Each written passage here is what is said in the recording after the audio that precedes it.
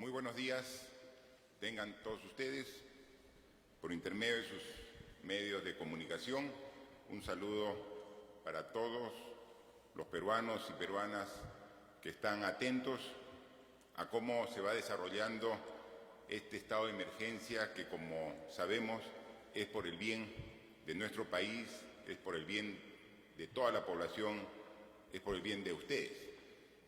Hoy estamos en el segundo día de vigencia de este estado de emergencia. Y a diferencia del día de ayer, tanto los medios de comunicación como toda la población puede constatar que el nivel de acatamiento, el nivel de aceptación de la población a esta medida extrema de emergencia es mucho mayor. Y era lógico y era de esperar. El día de ayer se permitió aún el transporte terrestre, aéreo, marítimo, de pasajeros internacionales como nacionales. Dimos precisamente el primer día de holgura para que puedan llegar a sus lugares de destino, puedan llegar a sus hogares, a sus viviendas, para que puedan pasar esta etapa de cuarentena, esta etapa de permanecer en sus viviendas, en sus domicilios. Hoy día hemos constatado, no solamente en Lima, sino en todas las regiones del país, que el nivel de respuesta de la población es mucho mejor. Yo quiero, en ese sentido, agradecer y felicitar a todos los peruanos y peruanas el hecho de haber tomado conciencia de lo importante que es aceptar, de lo importante que es acatar esta medida. Lo hacemos por el bien de todos los peruanos, lo hacemos por el bien de usted, señora, señor, adulto mayor, joven, señorita, niño, niña. Queremos preservar su salud, que es lo más preciado que tenemos, y en consecuencia vamos a ir aún mejorando. Hemos conversado hoy en una reunión de trabajo intersectorial que tenemos todos los días y hemos visto que todavía tenemos espacio de mejora para el control que está a cargo del Ministerio del Interior a través de la Policía Nacional, como también a través del Ministerio de Defensa, que tiene la coordinación de todas las Fuerzas Armadas, quien de manera profesional, pero de manera cercana a la gente, está haciendo cumplir estas disposiciones, llegando a convencer a la población de la importancia. O sea, no solamente lo que prima aquí es la fuerza, aquí lo que está primando es la razón, y por eso es que hemos visto, por ejemplo, que algunos indicadores objetivos, como el consumo de energía eléctrica, de un día normal bajó en un porcentaje significativo ayer, cerca de una disminución del 25%, y para el día de hoy ha sido otro 25% adicional, lo que quiere decir de que se está logrando la medida que hemos propuesto a través de este decreto supremo de emergencia y que la población está respetando, pero no toda la población, y ahí es el llamado a la reflexión. Siempre hay personas que tratan de sacarle la vuelta a la norma, porque se permite, como saben ustedes, y así está especificado en la norma, el tránsito de trabajadores que pueden ir a los centros que expenden alimentos de primera necesidad. Se permite que puedan transitar los trabajadores de todo el sistema de salud, que son los que tienen que estar en los hospitales para atender las emergencias. Está permitido que los trabajadores que facilitan la venta de los productos en las farmacias, está permitido que también funcionen los grifos para que el abastecimiento de combustible no tenga ningún problema, como también todo el sistema financiero se permite. Pero siempre hay gente que, sin estar dentro de ese grupo de trabajadores, trata de salir tratando de burlar la ley. Para eso está la policía, para eso están las Fuerzas Armadas, para impedir este tipo de actitudes. Todos tenemos que colaborar y, así como ha habido una mejora muy significativa del primer al segundo día de este estado de emergencia, Estamos seguros que las deficiencias que pueda haber se seguirán mejorando, porque tiene que haber deficiencias porque es un hecho inédito, pero con la voluntad de los ciudadanos y con el reconocimiento de esas pequeñas deficiencias por parte de nosotros las autoridades, vamos a mejorar y vamos a llegar a la eficiencia que requerimos.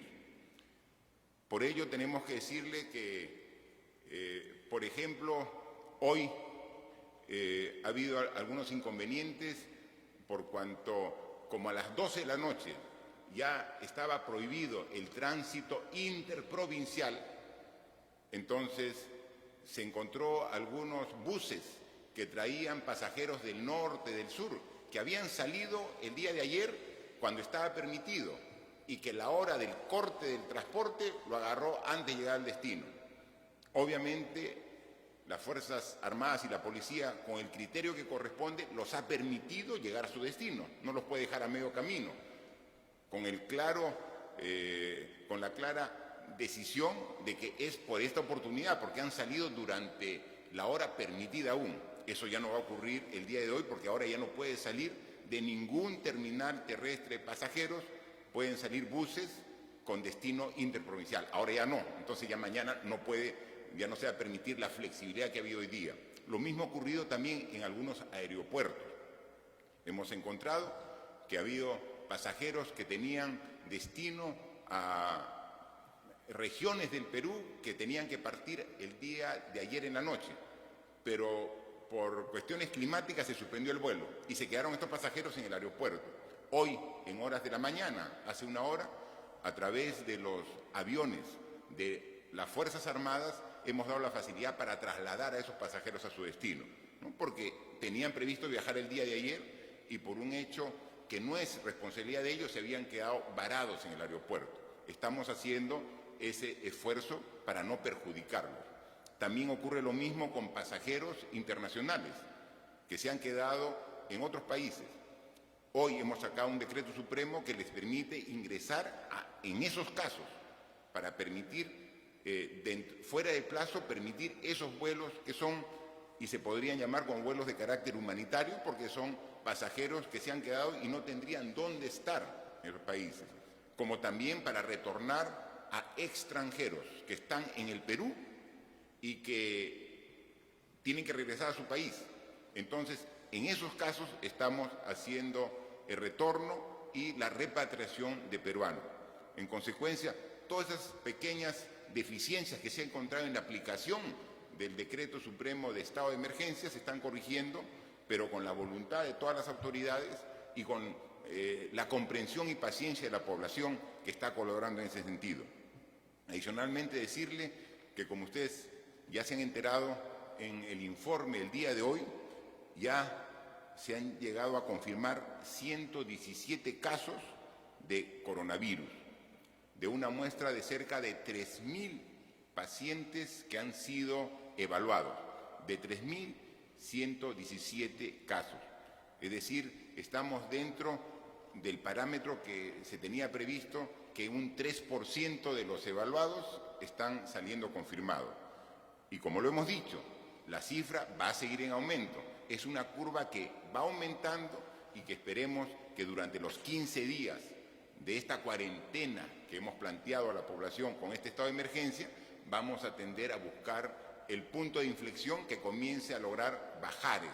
Si no tomamos esta cuarentena, si no logramos que la gente esté en sus casas, si no logramos el cumplimiento de todos, esa curva seguiría en aumento, en aumento y en aumento, con las consecuencias graves que tendría para la población en cuanto a su salud y en cuanto a muchas pérdidas de vida humana si es que no lo controlamos. Este esfuerzo que estamos haciendo es precisamente para evitar ello, y lo estamos haciendo bien, y estamos poniendo todo el esfuerzo, y como lo hemos dicho, sin escatimar ningún esfuerzo.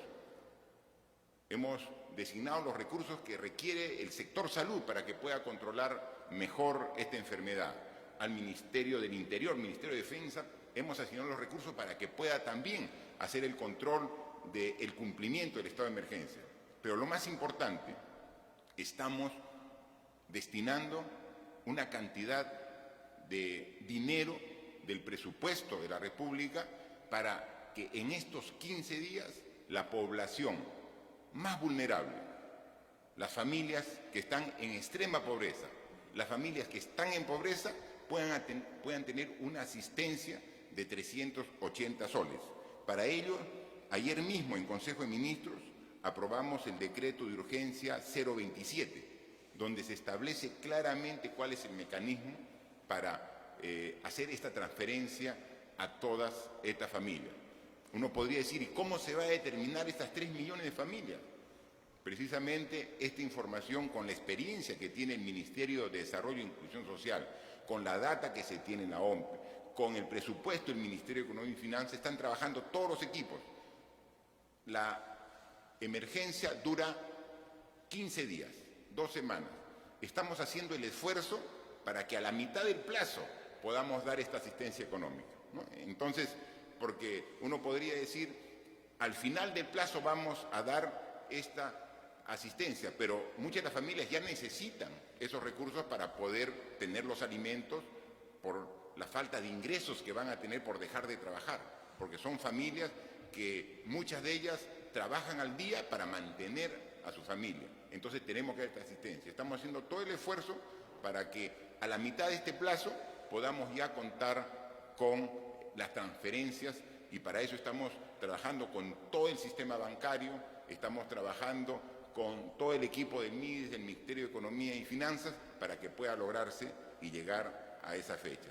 Así que estamos viendo todos los temas que están pendientes, y al inicio a mañana, el día de hoy, hubo un problema respecto a cómo se acreditaban los trabajadores que están dentro de los que están autorizados para ir a su centro de trabajo, pero que no tenían una constancia. Entonces, a través de la web, la Policía Nacional ya ha sacado precisamente el aplicativo para que se puedan inscribir, ¿no? Y ustedes pueden ya entrar y pueden verificar que esto ya está vigente, y en consecuencia es un tema sumamente importante, porque y hemos establecido cuál es el procedimiento para generar el pase especial de tránsito durante el estado de emergencia nacional. Y aquí cada quien va a poner sus datos y va a decir por qué necesita el pase. Y aquí hay 2 temas que son de mucha importancia. Uno, primero, una actitud de confianza. En función de la confianza se le da el pase para que pueda circular. Pero también hay un tema de responsabilidad.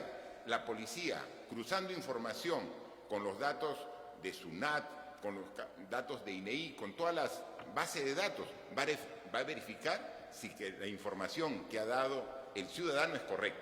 Y si es correcta, muy bien, ya tiene su pase y lo puede tener.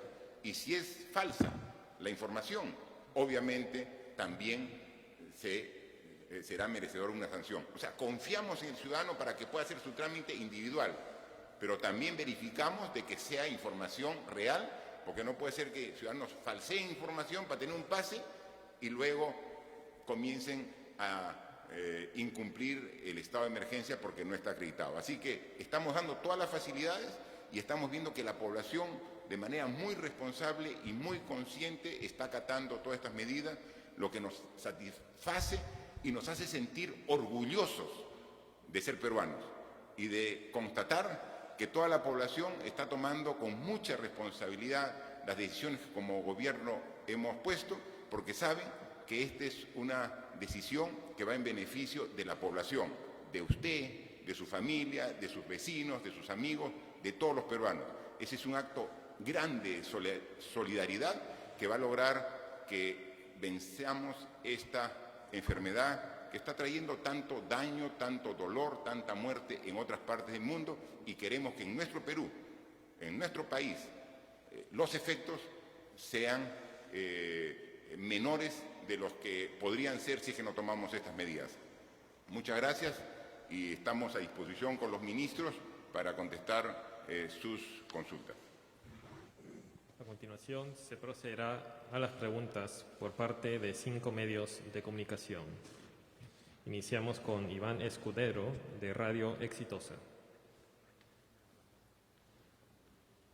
Presidente, ministros, La pregunta puntual es, ¿se buscarán mecanismos idóneos para que las bancas privadas y públicas congelen las moras de los clientes y las deudas en cuanto dura el estado de emergencia? Porque se está dando reprogramaciones, pero esa es la consulta puntual, presidente.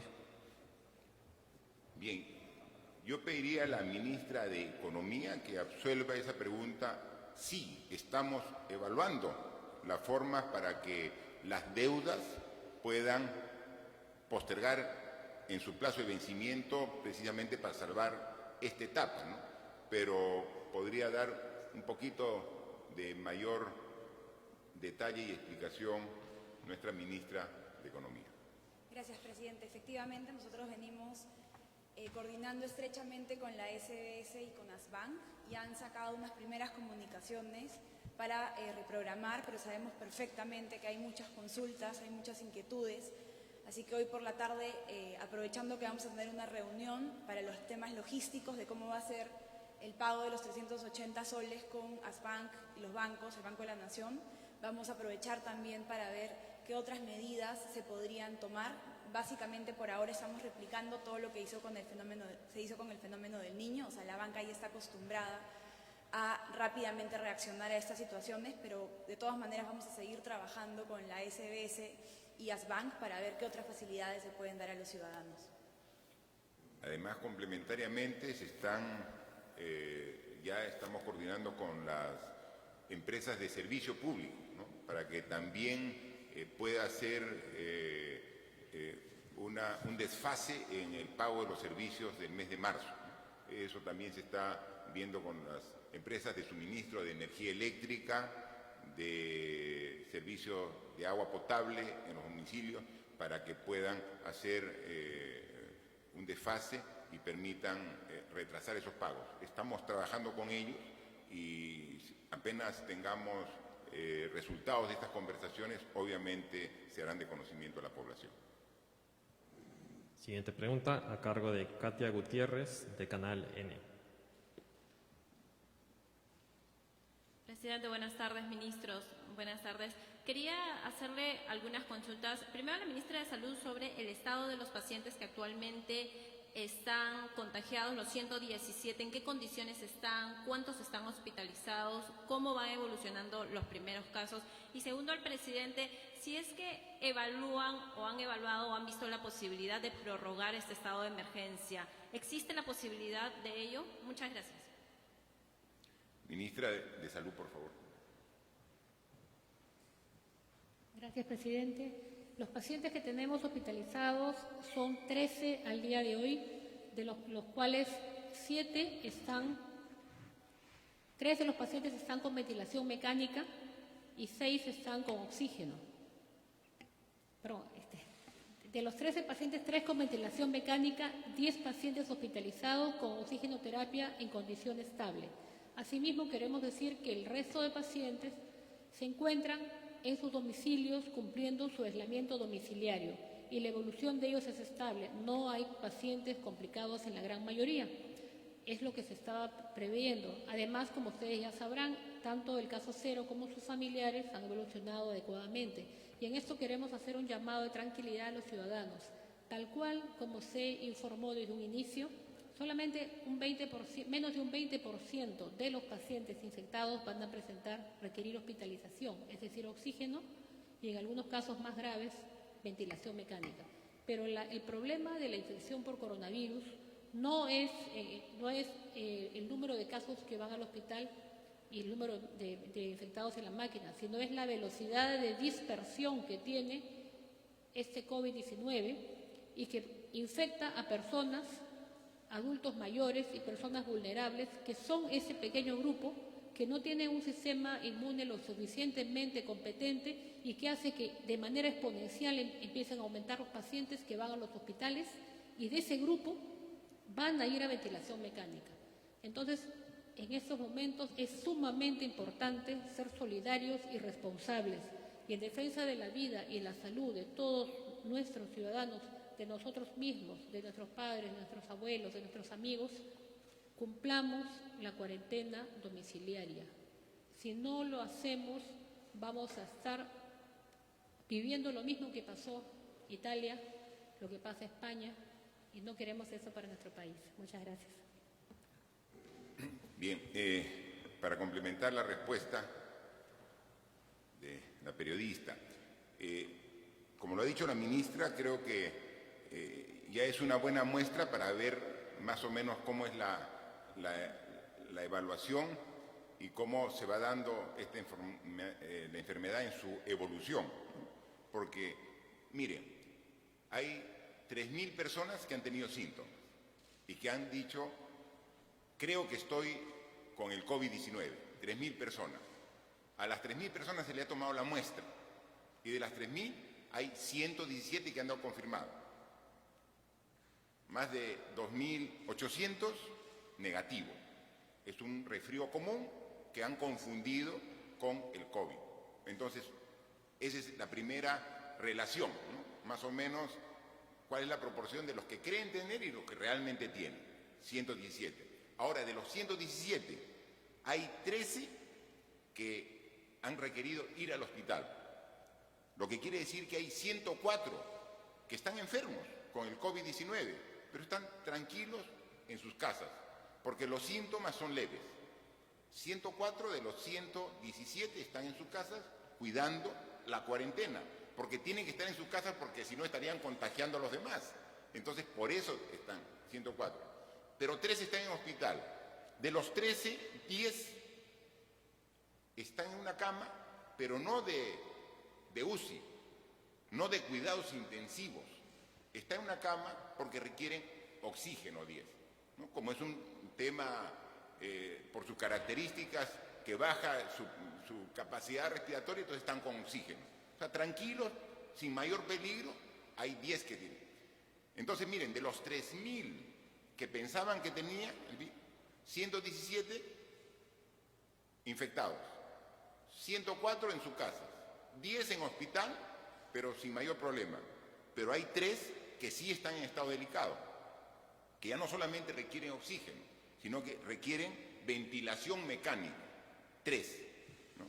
Entonces, si fueran no 117 contagiados, sino si fueran 10 veces más, si fueran 1.000, ya no requeríamos 3 con ventilación mecánica. Más o menos en la misma proporción requeriríamos 30. Y si fueran 10.000 contagiados, ya requeriríamos 300. Es por eso que queremos contener, porque a 3 pacientes que requieren unidad de cuidados intensivos podemos ver. A 30 podemos. Ya 300 ya rebasa la capacidad que tenemos en el sistema de salud para atender. ¿Se dan cuenta por qué es la importancia de cumplir este aislamiento social? A veces sí, pero ¿cuál es el aislamiento social? Es simple, quédate en tu casa. Eso es aislamiento social, ¿no? Porque a veces uno pone términos menos difíciles. Aislamiento social, ¿qué consiste? Quédate en tu casa, nada más. Y comparte con los tuyos. Y haz cosas que nunca habías, por el trajín diario que no haces. Comparte con tu familia, quédate en tu casa, con tus hijos, si tienes nietos, con ellos quédate. Haz algo que no hacías antes, que el día a día no te permitía. Y eso te está ayudando a salvar vidas, porque evitas el contagio y entonces tienes hasta ahora 3. ¿Va a aumentar? Va a aumentar. Sabemos que va a aumentar. El estado de emergencia no significa que no aumentan, van a seguir aumentando, pero va a llegar un momento en que se contiene. Eso es lo que buscamos en el estado de emergencia. Y por eso le contesto la segunda pregunta. ¿Va a requerir prórroga? Nosotros creemos que no. O sea, no es necesario prórroga en la medida que cumplamos bien el estado de emergencia. Si cumplimos bien el estado de emergencia, con 15 días es suficiente. Eso dicen los expertos y nosotros tenemos que creer en los expertos. Los expertos que analizan este tema, que han comparado otras realidades, dicen que con 15 días cortamos la transmisión del virus. O la hacemos tan lenta que la tenemos bajo control. Pero si cumplimos, si le sacamos la vuelta y comenzamos a circular tratando de sorprender a la policía. Oye, ¿dónde está el control de la policía? Me voy por el otro lado para que no me vea. O sea, con eso no están engañando a la policía, están engañando a todos. O sea, están poniendo en peligro la cuarentena. O sea, no están engañando. Si voy y saco una autorización, un salvoconducto falso, ¿lo estoy engañando a las Fuerzas Armadas? No están engañando a las Fuerzas Armadas, están engañando a toda la sociedad.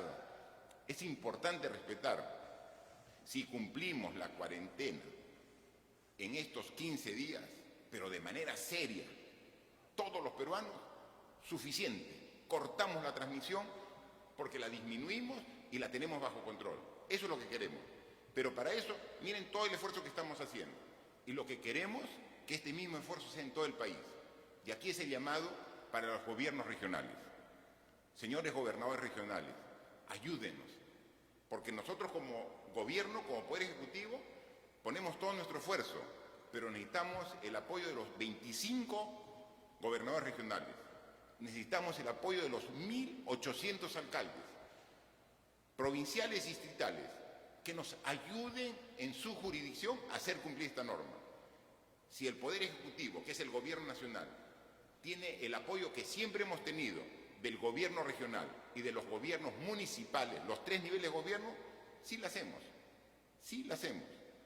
Porque hemos visto que ya se está generando la toma de conciencia de la población y está viendo la importancia de la medida y está viendo que sí tiene buenos resultados. Así que hagamos bien este estado de emergencia, esforcémonos todos solo estos 15 días y evitemos cualquier prórroga. Depende de nosotros. Siguiente pregunta a cargo de Carlos Aguilar, del diario La República. Buenas tardes, ministro, presidente. Buenas tardes, Carlos Aguilar, diario La República. Usted mencionaba hace un momento que estaban pidiendo apoyo a los gobernadores regionales y a los alcaldes. En ese sentido, yo quería preguntarle si se ha previsto, digamos, qué acciones tomar frente a poblaciones vulnerables que no tienen los servicios básicos como agua y desagüe, ya que se informa que la limpieza es una de las principales herramientas para luchar contra ese virus. También quería preguntarle si el gobierno va a tomar acción respecto a las denuncias referidas a que se ha aumentado los precios de la canasta básica, de algunos productos básicos, y quería preguntarle si el gobierno está preparado para afrontar, sea el resultado que sea después de estos 15 días. Gracias. Bien, efectivamente, aquí algo de positivo que nos va a dejar esta enfermedad es que tenemos que mejorar nuestro sistema sanitario y nuestros hábitos de higiene. Y así como ahora nos lavamos permanentemente las manos con agua y jabón, nos cuidamos de tocar elementos contaminados, esa costumbre, ese hábito no va a ser solo de 15 días, ¿no? Tampoco va a ser de los 3 meses que dura la emergencia sanitaria. Ya tiene que ser un hábito que quede en nosotros, que lo dejemos en los niños, niñas, para que evite, porque si logramos ese hábito, mantenerlo ya como sociedad, no solamente vamos a evitar enfermarnos más seguido de influenza, de gripe, sino también de enfermedades gastrointestinales, si mantenemos esa costumbre. Entonces, creo que también van a haber resultados positivos de todo este esfuerzo que estamos haciendo y hay que continuar así. Pero hay que continuar también trabajando en la priorización de las obras de saneamiento. Pero como las obras de saneamiento toman tiempo y seguimos trabajando, hay algunos lugares donde el agua potable solamente llega a través de cisternas. ¿Qué tenemos que hacer? Aumentar ese esfuerzo. Aquí le hemos encargado al ministro de Vivienda, que tiene la responsabilidad de Lima, a través de SEDAPAL, para que intensifique esta provisión de agua a los sitios donde no tienen el sistema de agua instalado. Y hoy me comentaba el ministro de que requería alquilar 100 cisternas más para abastecer de manera más fluida el agua a los sitios de aquí, urbanos, que no tienen. Obviamente, inmediatamente le hemos autorizado y está procediendo a través del Ministerio de Vivienda contratar 100 cisternas más. Eso lo hacemos acá, pero también tiene que hacerse en el resto del país. Y ahí es ahí donde les pedimos a los gobiernos regionales, a los municipios, para que también puedan asumir esa responsabilidad. Porque gobierno somos todos y estamos divididos en 3 niveles, gobierno nacional, gobierno regional y gobierno municipal. Así que están colaborando y están trabajando. Efectivamente, como usted dice, algunos productos han subido de precios, y es que la logística de transporte está un poco difícil en estos primeros días. Hay algunos camiones con productos de primera necesidad que han sido retenidos en este primer día en su tránsito desde la zona de producción, desde las chacras, hasta los mercados, la zona de consumo. Pero eso se está solucionando en el transcurso del día. Está viniendo el limón del norte, sí, pero está detenido por el control que se está haciendo. El Ministerio del Interior ha visto, ha dado facilidades y viene. Mientras que demora en llegar, sube un poco el precio en el mercado. Es lógico y natural. Llegan los camiones, otra vez se regula solo. Entonces, porque la producción sí igual. La producción agrícola, la producción de productos de primera necesidad continúa. En consecuencia, la dificultad de abastecimiento coyuntural temporal está siendo solucionada para que los precios inmediatamente otra vez se estabilicen. Así que no va a haber ningún problema. Siguiente pregunta a cargo de Jacqueline Martínez de ATV. Presidente, ¿cómo está, ministros? Muy buenas tardes. Quería saber si es que se sabe o se ha llegado ya, digamos, a cuantificar en qué tipo de fase estamos. En Chile han anunciado que están en la fase 4. Queremos saber cuál es la de acá. Y una pregunta adicional. Esta mañana hemos recibido un sinfín de denuncias en INEN, en el Rebagliati, sobre pacientes que están denunciando que sus citas han sido canceladas sin previo aviso y que incluso no pueden recoger sus medicamentos. Son pacientes que están esperando diálisis, que están esperando quimioterapias, que ya las tenían agendadas para el día de hoy. ¿Qué va a pasar con ellos? Por favor, esas dos preguntas. Gracias. Bien, como le decíamos al principio, esta medida extrema de un estado de emergencia siempre va a traer dificultades, pero tenemos la mejor actitud, disposición y voluntad para superarla. Hemos dicho que los hospitales, los establecimientos de salud no van a atender en toda su cobertura, es decir, las consultas van a tener que ser reprogramadas, porque lo que queremos es evitar en estos 15 días la concentración de gente para evitar la propagación del virus. Pero hay citas que no se pueden reprogramar. Si hay un paciente que necesita diálisis, tiene que tener la diálisis, porque si no, obviamente está afectando seriamente su salud. Hay pacientes que tienen diversos tratamientos médicos que no se pueden postergar. Esos tratamientos continúan, pero como hay una confusión inicial, se genera un desorden en este primer día. Tanto la ministra de Salud, para los establecimientos que corresponden al MINSA, como la presidenta de Salud, con quien participa en las reuniones intersectoriales para todos los hospitales de salud, están monitoreando estas deficiencias que sí ha ocurrido, para hacer la diferenciación de qué se posterga porque no es urgente y qué cosa no se puede postergar porque es urgente. Y eso se está aclarando y en el transcurso del día. Por eso a la gente lo que tenemos que decir es un poquito de paciencia. Queremos lo mejor para todos y esas dificultades iniciales de esta aplicación del estado de emergencia se están superando. Y sobre respecto a qué fase está, estamos en la tercera fase, que es lo que se considera que es el contagio comunitario, ¿no? O sea, al inicio hubo el caso cero, primera fase, apareció el COVID-19 en el Perú, primera fase, pero los primeros días comenzó a haber segundo, tercer caso y eran casos importados. Decía, ¿tú estás infectado? Sí. ¿Qué pasa? He llegado de Europa, he estado en España, he estado en Italia, o me he contagiado de una visita de un turista que estuvo en Italia. Entonces se tiene claramente trazado cuál es la causa del contagio. Entonces esa es la fase 2, que aumenta el contagio, pero son casos importados. La fase 3 es cuando ya los contagiados dicen, sí, tengo el virus. ¿Y tú has venido de Europa? No. ¿Has estado con alguien que ha estado en Europa? No. Yo solamente me he reunido con los vecinos. Entonces ya se dice que hay un contagio comunitario, ¿no? Entonces ya hubo mayor expansión. Esa es la fase 3. Ya los 117 contagiados no han estado en Europa, ni han estado necesariamente en contacto con alguien que está en Europa. Entonces, esa es la fase 3. Entonces, por eso estamos en la fase 3 y eso es lo que nos obliga a tomar las decisiones que hemos tomado responsablemente y que la población también, con mucha solidaridad, está acogiendo y respetando. Última pregunta a cargo de Tanu Simons de TV Perú. Presidente, ministros, buenas tardes. En primer lugar, presidente, ¿de qué manera está procediendo con los peruanos que están en el extranjero, que no lograron retornar al país? ¿De qué manera vienen trabajando los consulados?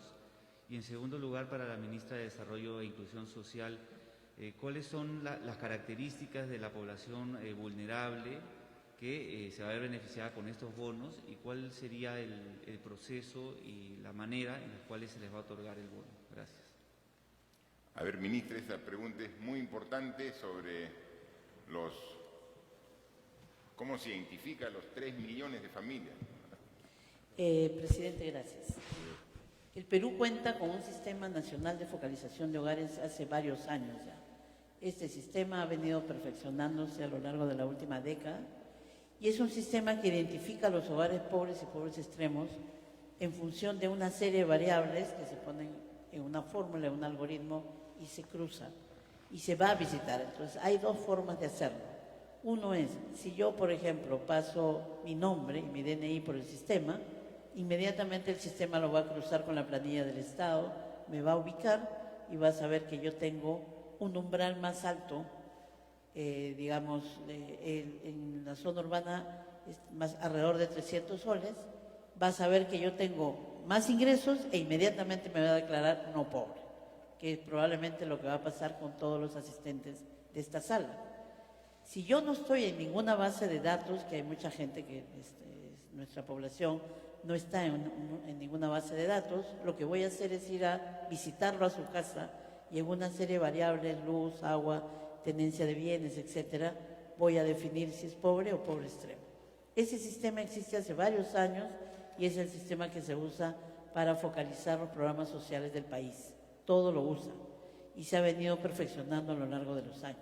En ese sentido, nosotros ya tenemos identificadas a los 3 millones de hogares que van a recibir esta transferencia de 380 soles. Y estoy diciendo hogares, porque en una vivienda puede haber más de un hogar. El hogar se define, en la encuesta nacional de hogares define al hogar como el que se sirve de una olla familiar. Y nosotros sabemos que en las viviendas puede haber uno o más hogares. Lo que vamos a cuidar, y eso está garantizado, es que cada familia reciba, la que tienen necesidad, 380 soles y no se duplique. Obviamente estamos preparando todo la logística para entregar este servicio. El MIDIS tiene experiencia en esto, pero estamos triplicando nuestra capacidad. Y como decía el presidente, puede haber algunos errores que estamos corrigiendo inmediatamente y con la prensa y con los aportes de los ciudadanos y ciudadanas lograremos que esto sea una entrega tranquila y en condiciones sanitarias. Ese es un tema muy importante. Le ruego paciencia a la población. Vamos a sacar una plataforma donde uno va a poder poner su DNI y va a saber si accede al bono y dónde va a cobrar. Y eso todo es online, porque estamos hablando de zonas urbanas. Transferencia es básicamente para hogares pobres y pobres extremos en zonas urbanas. Gracias, ministra. Efectivamente, ¿no? Hay un sistema ya muy elaborado y que se ha ido mejorando y perfeccionando en los últimos años, que es el que usa precisamente el MIDIS para poder llegar a estas familias, ¿no? Entonces, se tiene toda la seguridad que no van a haber vivos que se van a querer aprovechar, porque uno con su DNI va a autorizar. Entonces, yo pongo mi DNI, lo pongo en el sistema, pongo el DNI y dice, Martín Vizcarra, ¿eres extremo pobre? No. ¿Eres pobre? No. No puedes. O sea, simplemente el sistema te rechaza. Entonces, porque ya está, y para eso es la base de datos donde están todos los peruanos. Y entonces uno puede decir, una persona X, si es pobre. Y entonces su esposa pone también, es pobre, pero son el mismo hogar. Entonces pueden ver papá, mamá y 2 hijos, 4 personas. Están calificados cada uno como pobre, pero también ya están identificados que son parte de un solo hogar. Entonces este apoyo de 380 soles, que también tiene un cálculo, no es una idea que se le ha ocurrido a alguien 380, ¿no? Es cuánto es la canasta básica que requiere una familia. Es 755 soles para un mes. Esto es 15 días. Sale como 377. Se está redondeando a 380. O sea, hay un cálculo para llegar al... O sea, no es una cifra improvisada, es fruto de un análisis. Y entonces uno va a ver y tiene cuáles son los miembros de la misma familia.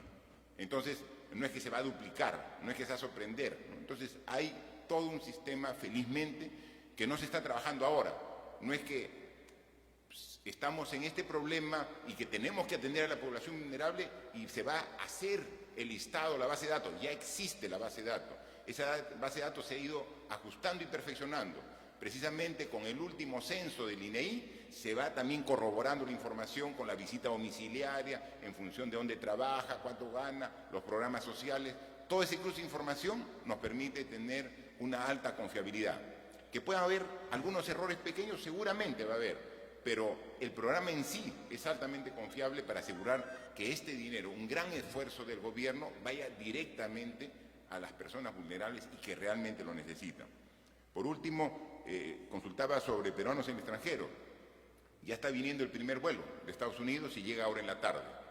Ahora en la tarde llega un vuelo de Estados Unidos con peruanos que han sido identificados, que fueron registrados en el consulado y que justo les agarró el cambio, o sea, la restricción cuando ya estaban por venir. Entonces viene un vuelo que ahora en la tarde llega de Estados Unidos y que además también hay extranjeros que les ha agarrado la restricción y que no regresa. Ese mismo avión que viene con peruanos de Estados Unidos se va con estadounidenses, regresa a su país. Así vamos a ver, también hemos visto que hay lo mismo, un requerimiento de peruanos que están en México. Entonces va a haber un vuelo de México para acá y regresa. Se da cuenta que la norma es estricta, pero tiene esta pequeña flexibilidad para casos excepcionales. No es que vamos a comenzar a traer, no. La frontera está cerrada y se va a seguir cerrada. Vuelos comerciales no va a haber y vamos a respetar estrictamente el cierre de frontera. Pero un caso excepcional, que se quedó un grupo de colegiales que fueron de una visita a México. O sea, no podemos dejar a esos muchachos allá. Entonces hay que traerlos al país, ¿no? Entonces, pero no es que estamos quebrando la norma de cierre de fronteras. La cierre de fronteras se continúa y no vamos a tener y vamos a hacer de cumplimiento estricto en estos días. Por último, decirles de que lo que estamos viendo es una gran demostración de solidaridad de los peruanos. Y creo que esta enfermedad nos está haciendo reflexionar a todos sobre actitudes no muy convenientes que hemos tenido, no los peruanos, en general, como sociedad. Actitudes quizás de demasiado individualismo y hasta de egoísmo que hemos tenido, que nos han llevado a este tipo de circunstancias. Creo que ahora la propia naturaleza nos está obligando a ser más solidarios, en no pensar solamente en qué cosa es lo mejor para mí, no solamente qué cosa es lo mejor para el entorno cercano, qué cosa es lo mejor para la sociedad. Creo que esta enfermedad nos está haciendo reflexionar a todos y nos está obligando a un cambio de actitud. Un cambio de actitud que no solamente debe ser de 15 días, un cambio de actitud que debe ser permanente. Hemos visto fotos satelitales de que, por ejemplo, China, con las medidas que puso para combatir la enfermedad, disminuyó de manera significativa el nivel de contaminación, que se nota desde el espacio. Quizás hasta la propia naturaleza nos ha pedido que reparemos sobre nuestro comportamiento y que seamos más cuidadosos y que seamos más responsables, responsables con la naturaleza, responsables con la sociedad, responsables con nuestro entorno, con el prójimo.